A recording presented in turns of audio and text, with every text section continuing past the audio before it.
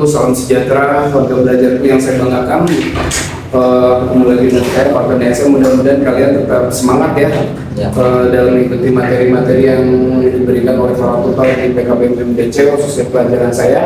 Sekarang ini, sore ini warga belajar di kampus kita akan mempelajari materi pendidikan kewarganegaraan ya, unit 1 tentang etika roda kehidupan ya.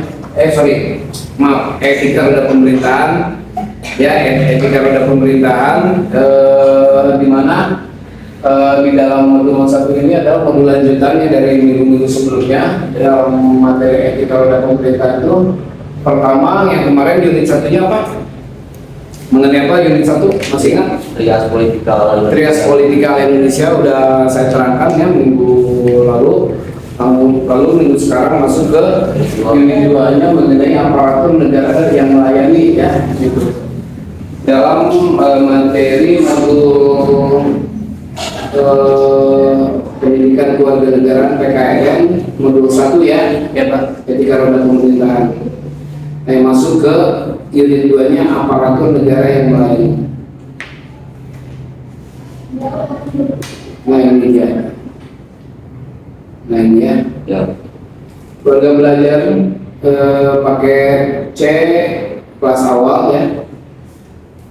Aparatur negara ya yang melayani.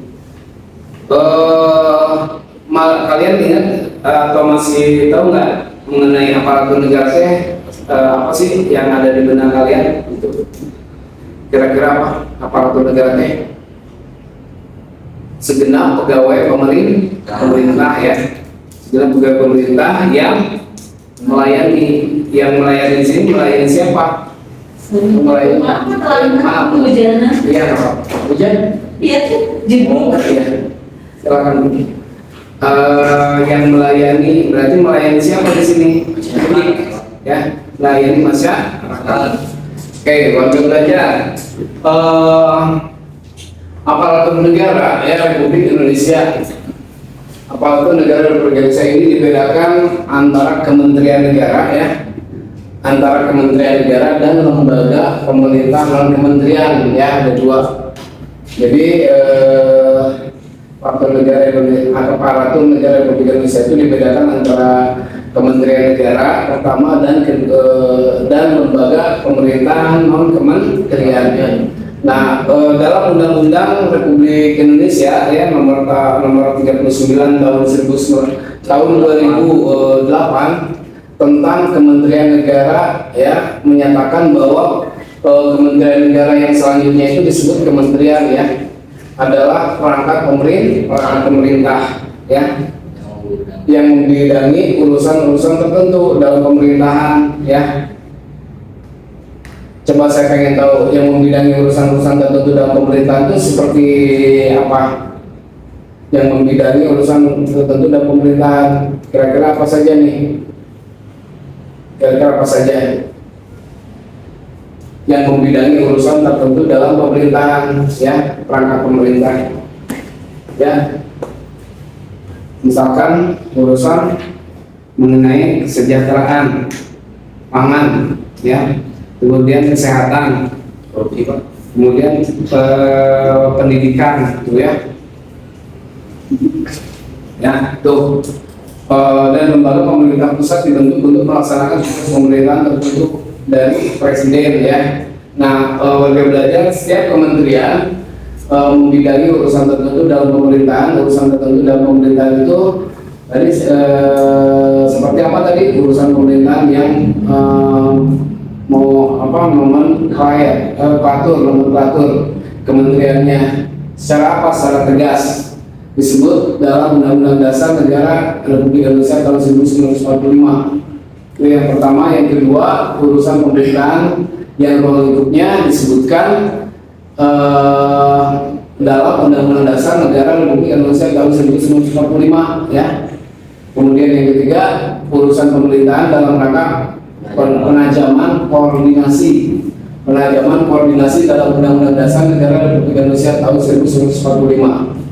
Ini meliputi apa? Urusan luar negeri ya, urusan luar negeri, dalam negeri dan pertahanan serta kementerian negara yang mewakilinya. Urusan pemerintahannya disebut dengan Undang-Undang Dasar Negara Republik Indonesia tahun berapa? 1945. Ini meliputi urusan apa saja nih? Yang meliputi urusan agama, terus hukum, terus apalagi keuangan, keamanan, hak asasi manusia, apalagi pendidikan, kebudayaan, terus kesehatan, sosial, banyak tuh, ya. Kebudayaan, sosial, terus apa lagi? Ketenaga kerjaan, industri, perdagangan, terus apa lagi waktu belajar? Pertambangan energi, pekerjaan umum, transmigrasi, transportasi, informasi, komunikasi, pertanian, perkebunan, kehutanan, peternakan, kelautan, dan perikanan. Tuh banyak ya, ya nggak? Ya Pak. Kemudian, ya. Kalau Bapak misalkan aparatur pemerintah di bidang apa? Bapak Pendidikan kan? pendidikan, melayani, ya. Ya Pak. Kalau misalkan kesehatan, dokter, perawat, ya, di rumah sakit, nah itu. Kalian pengen nggak berprofesi seperti itu? Aparatur pemerintahan di kerjanya di aparatur pemerintahan, pengen nggak? Pengen nggak? Nggak, apa tuh? Pengennya apa? Iya, ownernya pengusaha ya. Benar. Bagus. Baru ya? Ya Pak. Oke. Berarti kan fokus ya. Sedangkan Kementerian Negara yang urusan pemerintahannya apa? Sedangkan Kementerian Negara yang urusan pemerintahannya dalam rangka penajaman. Kalau ini apa? Urusan pemerintahan yang disebut dengan dalam Undang-Undang Dasar ya Negara Republik Indonesia tahun 1945. Ini meliputi urusan ini ya, agama, hukum yang dan selanjutnya kesananya ya. Urusan pemerintahan yang disebut dalam Undang-Undang Dasar Negara Republik Indonesia. Kalau ini urusan kementerian dalam negara, kementerian negara yang urusan pemerintahannya dalam rangka penajaman. Contohnya seperti apa? Koordinasi, kemudian sinkronisasi, ya, sinkronisasi program pemerintah meliputi apa? Aparatur urusan perencanaan pembangunan nasional, ya, ini penajaman perencanaan pembangunan nasional. Kemudian aparatur negara, ya, aparatur negara, kesekretariatan negara, kemudian badan usaha milik negara, ya, BUMN itu badan usaha milik negara ya. Kemudian itu penajaman. Kemudian pertanahan masuk ke penajaman. Kemudian kependudukan, lingkungan hidup, ilmu pengetahuan dan teknologi. Kemudian apalagi investasi, koperasi, apalagi usaha kecil ya, UMKM ya. Usaha kecil dan menengah. Kemudian pariwisata, lalu pemberdayaan perempuan, pemuda dan olahraga, perumahan, pembangunan kawasan atau daerah tertinggal. Itu masuknya ke Kementerian Negara ya, Kementerian Negara yang urusan pemerintahannya itu dalam rangka penajaman ya, dalam rangka penajaman mengenai ini ya, ini. Jadi bisa dibedakan ya untuk belajar, paham? Kalau ini yang diatur dalam urusan kepemerintahan yang diatur dalam Undang-Undang Dasar Negara Republik Indonesia. Kalau ini Kementerian Negara urusan pemerintahan dalam rangka penajaman ya. Nah itu. Kemudian warga belajar itu yang Bapak banggakan banyaknya jumlah kementerian yang mengatur kehidupan negara ya di negara kita, di negara Indonesia ya. Dari waktu ke waktu tidak akan dibahas semua warga belajar ya, karena banyak sekali di sini. Kalian dapat mempelajari sendiri ya, bisa lewat situs resmi kementerian yang bersangkutan ya, melalui internet ya dan sebagainya. Salah satu kementerian negara yang memiliki apa itu Jus? Salah satu kementerian negara yang memiliki apa? Peranan penting. Peranan penting ke luar negeri adalah Kementerian Luar Negeri ya. Ya. Kementerian Luar Negeri. Seperti apa sih peranan penting ke luar negeri itu? Kementerian Luar Negeri, duta besar ya, duta besar atau diplomat. Keren nggak jadi diplomat? Enggak. Saya ke luar negeri ya diplomat. Mau nggak kalian? Ada yang mau jadi diplomat? Ibu mau bu? Mau banget ya. Sering diutus ya. Iya, sering diutus jelas ya ke luar negeri. Tapi harus pintar bahasa. Kalau misalkan diutus ke negara Turki, Bahasa Sunda ya, bisa. harus bisa bahasa Turki. Bisa. Kemudian ke Cina, bisa bahasa Cina.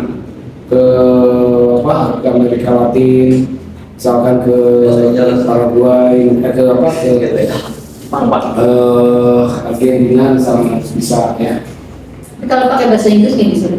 Bisa. Bahasa Inggris kan bahasa internasional bisa ya, bisa juga. Justru bahasa Inggris jadi bahasa internasional. Misalkan ke Jepang ya, jadi diplomat. Wih keren. Mantap Pak. Yusuf Mardika, Heis. alumni KPM MDC. Keren bapak, Yusuf bapak benar aslinya. Kalau kamu jadi diplomat ya, sering kemudian mandiri ke luar negeri, waduh mantap. Mantap Pak. Ya, biar misalkan dengerin Yusuf, biar misalkan saya pensiun dalam ngajar ya, nanti saya jadi supir pribadinya kamu. Iya, sampai 20 juta sebulan. Kamu keluar, siapa yang nggak mau? Ya kan Neng? Saya supir Yusuf dari pensiun ngajar ini. Yusuf kan sekarang jadi diplomat, keren nggak? Dari 25 juta sebulan, sih? Iya, benar nggak? Benar. Saya langsung pensiun dini Yusuf. Ambil pekerjaan dari Yusuf, benar kan aslinya, ya, itu ya, ya. Kamu pengen jadi duta besar di mana, diplomat di mana pun? Ke Jepang. Wah, mantap luar biasa ya. Mudah-mudahan ya, tercapai ya. Cita-citanya ya, jadi diplomat, seorang diplomat. Oke, buat yang belajar dulu pakai C kelas awal yang saya banggakan. Nah, kementerian ini warga belajar sangat penting ya untuk dipelajari bila kita berhubungan dengan bangsa dan negara lain. Banyak warga negara Indonesia yang berkepentingan dengan kementerian ini, khususnya ketika berada di negara lain ya. Nah, di samping itu sesuai dengan ketentuan pasal 8 ayat 3 bahwa Undang-Undang Dasar Negara Republik Indonesia tahun 1945, Kementerian Luar Negeri merupakan salah satu dari 3 menteri ya. Kementerian Luar Negeri itu merupakan salah satu dari 3 menteri yang melaksanakan tugas kepresidenan ya. Kepresidenan ketika apa? Ketika presiden dan wakil presiden secara bersamaan tidak dapat melakukan kewajibannya dalam apa? Dalam masa jabatannya misalkannya gitu. Nah, 2 menteri yang lain ini adalah Menteri Dalam Negeri dan Menteri Pertahanan ya. Ini Menteri Dalam Negeri dan Menteri Pertahanan. Nah, warga belajar bahwa Kementerian Luar Negeri di sini ya, Kemenlu, Kementerian Luar Negeri di sini antara lain diberikan amanat tugas melindungi warga negara Indonesia ya, warga negara kita WNI di luar negeri ya. Nah itu rencana strategisnya apa? Rencana strategis dari Kementerian Luar Negeri di Indonesia ya, negara Republik Indonesia itu. Nah, pada tahun 2015 sampai tahun 2019 ini menyatakan bahwa terlepas dari amanat konstitusi dan undang-undangan untuk memberikan pelayanan dan perlindungan bagi WNI ya, warga negara Indonesia di luar negeri ya. Nah, warga belajar isu dari perlindungan masih menjadi prioritas utama ya pemerintahan kita ya, pemerintahan Republik Indonesia. Dalam hal ini kebijakan luar negeri dapat diplomasi ya, dapat dan diplomasi Republik Indonesia jumlah WNI itu yang berada di luar negeri itu tercatat ini mengalami apa? Mengalami peningkatan ya dari tahun ke tahun ya, mengalami peningkatan dari tahun ke tahun. Pada akhir 2011 ya, pada tahun 2011 itu tercatat sekitar 3 juta WNI ya. Warga negara Indonesia 3 juta WNI ini sekitar tahun 2011 tersebar di seluruh dunia ya, dan meningkat menjadi 4 juta tuh ya di tahun 2014 ya. Jadi dari tahun 2011 meningkat 3 juta ya WNI kita yang tersebar di seluruh dunia. Tahun 2014 meningkat menjadi 4 juta ya warga belajar lebih 4 juta berapa sih? Lebih ya? Ya itu ya. Nah di perkiraan warga belajar jumlah real WNI di luar negeri ini mencapai 2 hingga 3 kali lipat ya, 2 hingga 3 kali lipat dari angka tersebut, di mana sekitar 60% ya, sekitar 60% ini merupakan tenaga kerja tenaga kerja Indonesia atau TKI ya, 60% TKI. Jadi kebanyakan WNI yang kita tuh pergi ke luar negeri itu kebanyakan ya untuk jadi TKI, tenaga kerja TKI ya, yang didominasi oleh TKI sektor domestik ya, sektor domestik. Nah, warga belajar dalam menghadapi tingginya jumlah dan kompleksitas penanganan kasus-kasus WNI di luar negeri, warga belajar, Kementerian Luar Negeri juga dihadapkan pada pada tinggi ekspektasi ya, tingginya ekspektasi publik di dalam negeri itu sendiri untuk dapat memberikan perlindungan ya, mendapat perlindungan yang maksimal bagi semua WNI ya, bagi semua warga negara Indonesia ya. Nah, tingginya sorotan publik ya, sorotan masyarakat kita ya, dan sensitivitas isu perlindungan ini mendesak pemerintah kita itu untuk memberikan perlindungan lebih jauh dari normatif ya, dari normatif perlindungan hukum ya, perlindungan hukum dan kekonsuleran ya, konsuleran secara cepat, tepat dan akuntabel ya, secara cepat, tepat dan akuntabel. Nah, warga belajar, rencana strategis daripada Kementerian Luar Negeri atau Kemenlu ya di sini ya, rencana strategis Kementerian Luar Negeri atau Kemenlu Republik Indonesia tahun 2015 sampai tahun 2019 ini juga menyatakan bahwa sebagai anggota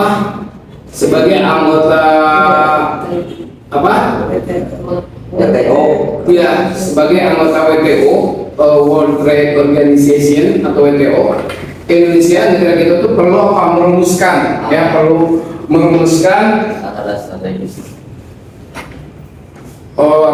perlu merumuskan arah dan strategi. Nah, itu dia, merumuskan arah dan strategi untuk memastikan agar keputusan WTO ya, World Trade Organization yang bersifat legality, artinya bersifat legal ya, resmi bersifat legality, bimbing sejalan dengan kepentingan nasional. Nah, dari pemanfaatan forum WTO ini akan sangat membantu para pelaku diplomasi ya, diplomasi di sini, diplomasi ekonomi bilateral yang sering menemui berbagai persoalan terkait tarif dan non-tarif ya, tarif dan non-tarif barrier ya.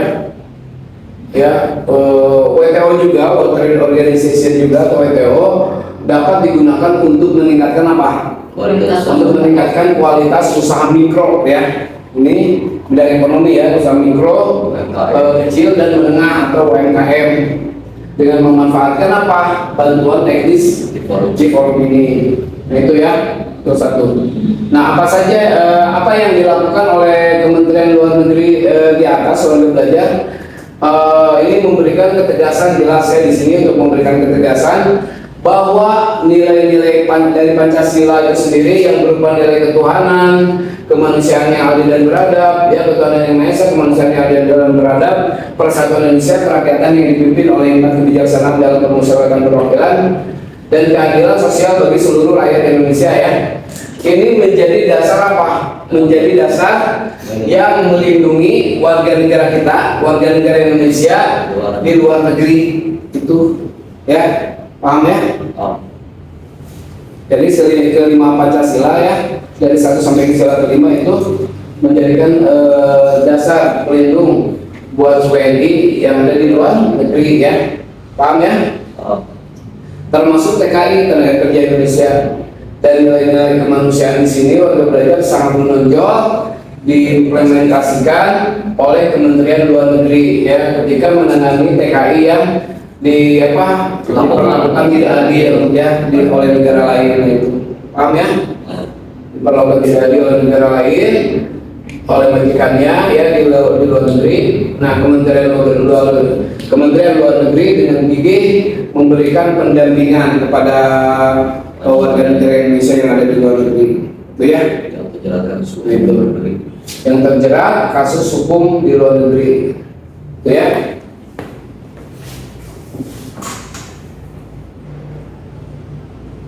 Itu belajar nih.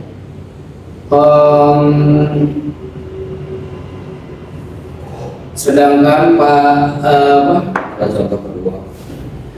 contoh kedua, nah di sini Kementerian Luar Negeri memberikan peluang usaha bagi UMKM di forum internasional ya, memberikan peluang usaha bagi usaha UMKM ke forum internasional. Usaha ini diharapkan dapat menaikkan potensi ekonomi negara kita ya, untuk belajar menaikkan ekonomi potensi negara Indonesia yang pada akhirnya dicapai kesejahteraan bagi seluruh rakyat Indonesia. Dari contoh kedua, warga belajar di sini adalah bahwa contoh kedua tadi kan Kemenlu ya, Kementerian Luar Negeri. Ya. Nah, contoh kedua adalah Kementerian Dalam Negeri ya, Kementerian Dalam Negeri. Nah, kalau kita lihat bahwa di Kementerian Dalam Negeri ini tugas dan fungsinya Kementerian Dalam Negeri ini pasti dalam kebijakannya dikembangkan berdasarkan apa? Berdasarkan nilai-nilai yang ada di dalam butir Pancasila ya, nilai-nilai yang ada dalam butir Pancasila. Kementerian Dalam Negeri di sini mempunyai tugas penyelenggaraan urusan pemerintahan ya, menyelesaikan tugas urusan pemerintahan dalam negeri untuk membantu Presiden dalam menyelenggarakan pemerintahan negara ya. Itu ada dikutip di http www.kemendagri ya .go.id profil tugas dan fungsi yang dulu pada tanggal 28 Desember tahun 2011. Nah, di Kementerian Dalam Negeri ini warga belajar ini menyelenggarakan fungsi antara lain seperti apa? Perumusan, penetapan, pelaksanaan kebijakan di bidang apa? Politik pemerintahan ya, ini bidang politik pemerintahan desa ya, kemudian pembinaan urusan, lalu ada pemerintahan dan pembangunan daerah, pembinaan keuangan daerah ya, serta kependudukan dan pencatatan sipil ya, pencatatan sipil sesuai dengan ketentuan peraturan perundang-undangan dalam menjalankan tugas ya, dalam menjalankan tugas dan fungsinya itu. Kementerian Dalam Negeri didasarkan pada nilai-nilai Pancasila, paham ya? Nah, contoh kementerian negara lainnya ya, contoh kementerian negara lainnya itu adalah apa? Kementerian Pertahanan. Contoh kementerian negara lainnya adalah Kementerian Pertahanan. Nah, pada kementerian ini warga belajar ini merupakan unsur dari pelaksanaan pemerintah yang dipimpin oleh Menteri Pertahanan yang selanjutnya disebut Menhan ya, Menhan yang berkedudukan berada di bawah siapa? Yang berkedudukan di bawah dan bertanggung jawab kepada siapa? Presiden ya, pada presiden. Nah, ini dikutip dalam HTTPS www.kemenham.go.id ya, tugas dan fungsi. Dan Kementerian Pertahanan di sini warga belajar mempunyai tugas, ya. Kementerian Pertahanan itu mempunyai tugas. Tugasnya apa? Kementerian Pertahanan yang ada di kita menyelenggarakan urusan di bidang pertahanan dan dalam pemerintahan, ya. Menyelenggarakan urusan di bidang pertahanan dalam pemerintahan untuk membantu presiden, ya, untuk membantu presiden dalam menyelenggarakan pemerintahan negara, ya. Dan salah satu tugasnya itu apa? Salah satu fungsi, ya, tugas dan fungsinya, tupoksinya apa? Adalah perumusan, penetapan dan pelaksanaan kebijakan di bidang pertahanan, ya, gitu. Nah, dalam menjalankan fungsinya itu warga belajar Kementerian Pertahanan harus sesuai dengan nilai-nilai sila-sila dari Pancasila juga, ya. Harus sesuai, jangan sampai tidak sesuai dengan nilai-nilai sila-sila dari Pancasila itu, ya. Oke, warga belajarku yang berkebanggakan pakai C kelas awal. Demikian juga banyaknya lembaga pemerintahan kementerian, ya. Tidak akan dijelaskan semuanya bahwa warga belajarnya. Sini, ya, Badan Pengawasan Obat dan Makanan disingkat dengan BPOM, ya. BPOM merupakan salah satu contoh lembaga pemerintah non kementerian, ya. Banyak, ya, lembaga pemerintah non kementerian juga. Lembaga pemerintah non kementerian. Lembaga ini diambil sebagai contoh karena apa? Karena semua orang di negara kita, negara Indonesia itu selalu berhubungan dengan apa? Dengan obat-obatan, ya, dan makanan. Nah, itu, ya, BPOM, Badan Pengawasan Obat dan Makanan, itu, ya. Tahu kan BPOM, ya? Tahu, ya? Kalau misalkan Yusuf punya perusahaan, misalkan makanan, itu harus dites, diteliti dulu ke BPOM. Kalau Yusuf punya perusahaan makanan, itu harus diteliti dulu, dianalisis dulu makanannya layak nggak ini, ya, di BPOM, Badan Pengawasan. Kan yang menuliskan seperti kadar dari makanan itu sendiri kan ada berat, neto, kemudian indikasi bijinya ada, terus cap halalnya ada, misalnya seperti itu kan. Itu atas izin dari siapa? BPOM kan, Badan Pengawas Obat-obatan dan Makanannya, ya. Ya, bisa dianalisis di ada izin dulu. Paham, ya?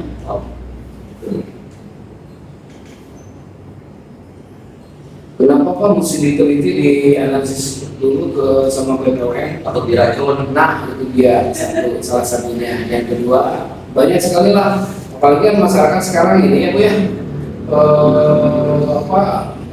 sangat taktis, ya, istilahnya sangat sensitif, benar nggak? Terhadap makanan-makanan kayak gitu kan, apalagi makanan olahan, kemudian halal tidak halalnya gitu kan, ya. Nah, itu tetap aja kecolongan, ya. Tetap aja kecolongan. Kasus itu, yang kasus apa? Obat-obatan yang waktu itu keracunan itu, ya. Terus ada beras dicampur plastik kan, ketahuan, ya. Kok bisa gitu, ya? Nah, itu, ya. Paham, ya? Oke, waktu belajar itu yang saya banggakan pakai C kelas awal. Ya. Kalau kita lihat di sini, BPOM itu sendiri merupakan salah satu contoh lembaga pemerintahan kementerian lembaga, ya, non kementerian. Lembaga ini diambil sebagai contoh karena apa? Karena semua orang di Indonesia, ya, karena semua orang di Indonesia itu berhubungan dengan obat-obatan, makanan, ya. Kalian dapat mencari informasi contoh-contoh lembaga pemerintahan non kementerian, ya. Ya, contoh-contoh lembaga pemerintahan non kementerian yang lain melalui media massa atau internet ini akan jadikan referensi tugas nih, ya, hari ini. Kemudian BPOM itu sendiri nih, Badan Pengawas Obat-obatan dan Makanan di sini mempunyai tugas melaksanakan kebijakan di bidang apa? Pengawasan, ya, pengawasan obat dan makanan yang meliputi pengawasan atas produk, ya, atas produk terapeutik atau narkotika atau psikotropika atau juga zat adiktif atau obat tradisional, kosmetik, produk komponen serta pengawasan atas keamanan pangan dan bahan berbahaya gitu ya. Nah, tugas daripada BPOM tersebut warga belajar tentu didasarkan atas nilai-nilai apa? Nilai Pancasila ya. Nilai Pancasila. Tidak dibenarkan warga belajar dengan adanya makanan yang beredar di pasar membahayakan keselamatan manusia ya. Pengawasan daripada BPOM itu sendiri ini berlaku apa? Berlaku untuk seluruh wilayah Indonesia ya. Jadi untuk semua wilayah. Terdapat peredaran obat dan makanan yang tidak sesuai dengan apa dengan ketentuan perundang-undangan, maka BPOM itu berkewajiban untuk apa? Menghentikan peredarannya. Ya, menghentikan peredarannya ya. Maka BPOM berkewajiban untuk menghentikan peredarannya. Kalau apa?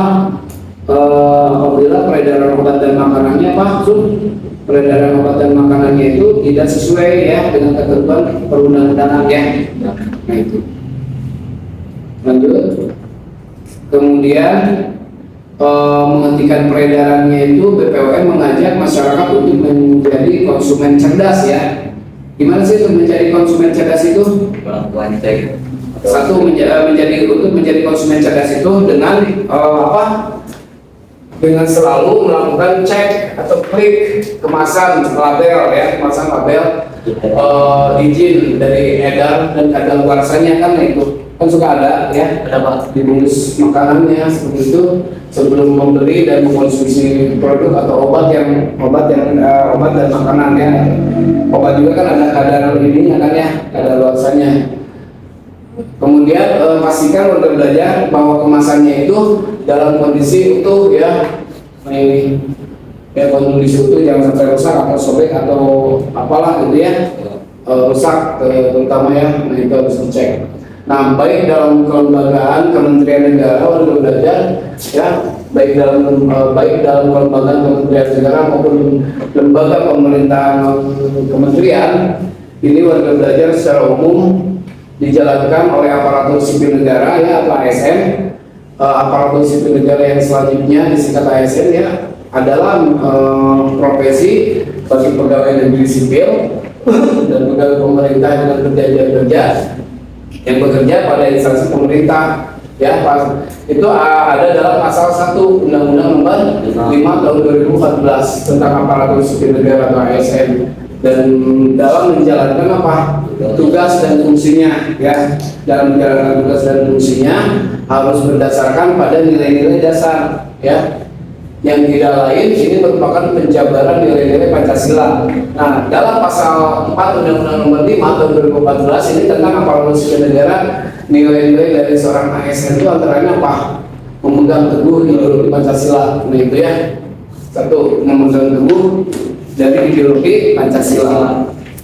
Yang kedua, setia dan mempertahankan undang-undang ya Dasar Negara Republik Indonesia tahun 1945 serta pemerintah yang sah ya, seperti itu.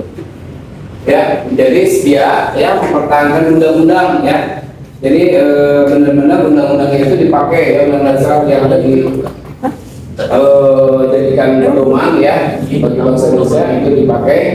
Setia mempertahankan Undang-Undang Dasar Negara Republik Indonesia tahun 1945 serta pemerintahan yang sah. Itu dasar seorang ASN. Ya. Yang ketiga apa? Mengabdi kepada negara dan rakyat Indonesia yang memberikan pelayanan penuh. Ya, gitu. Mengabdi kepada negara dan rakyat Indonesia. Jadi memberikan pelayanan di bidang pendidikan. Kalau misalnya seperti Bapak bekerja di bidang pendidikan.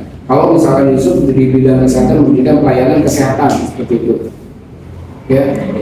Nah, itu. Kemudian yang keempat, dasar seorang ASN antara lain menjalankan tugas secara profesional dan tidak berpihak, ya, tidak berpihak. Jadi transparan, ya, independen. Kemudian yang kelima membuat keputusan berdasarkan skrip keahlian, ya, skrip keahlian, ya, profesionalitas, paham ya? Kemudian 6, menciptakan lingkungan kerja yang non-diskriminatif. Jadi tidak ada diskriminatif ya. Jadi semua sama ya. Nah itu. Kemudian yang ketujuh, memelihara dan menjunjung tinggi standar etika yang luhur ya.